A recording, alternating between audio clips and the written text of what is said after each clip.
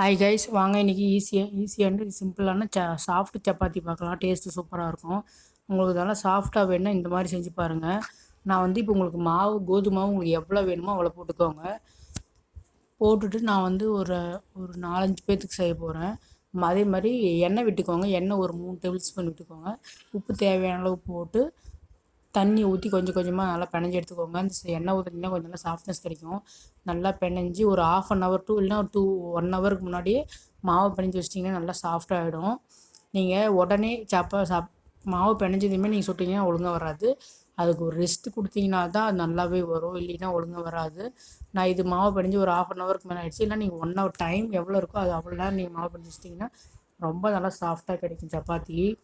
டேஸ்ட்டும் சூப்பராக இருக்கும். நான் வந்து 2 விதமாக மாவு சப்பாத்தி தேய்ப்பேன். எப்படின்னா அதாவது நல்லா ஊறட்டுவோம். இப்போ பாருங்கள் உருண்டை பண்ணிக்கிட்டேன். இப்போ எண்ணெய் ஊற்றி 4ஆக மடிச்சும் சுடுவோம். அப்படி இல்லைன்னா நான் மாவு போட்டும் தேய்ச்சிப்போம். உங்களுக்கு 2 எந்த மெத்தட் வேணுமோ நீங்கள் போட்டுக்கலாம்.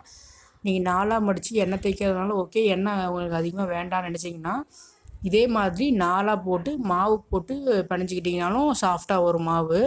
ஸோ இது ஒரு டிப்பு. உங்களுக்கு 2 ஆப்ஷன் தான். எண்ணெய் வேணுன்னா எண்ணெய் போட்டுக்கலாம், நீங்கள் மாவு வேணுன்னா மாவு போட்டுக்கலாம்.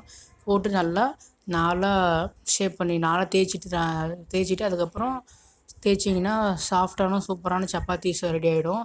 ஸோ இந்த மாதிரி ட்ரை பண்ணி பாருங்கள் மெத்தடில். தேங்க்யூ ஃப்ரெண்ட்ஸ் வாட்சிங் வீடியோ.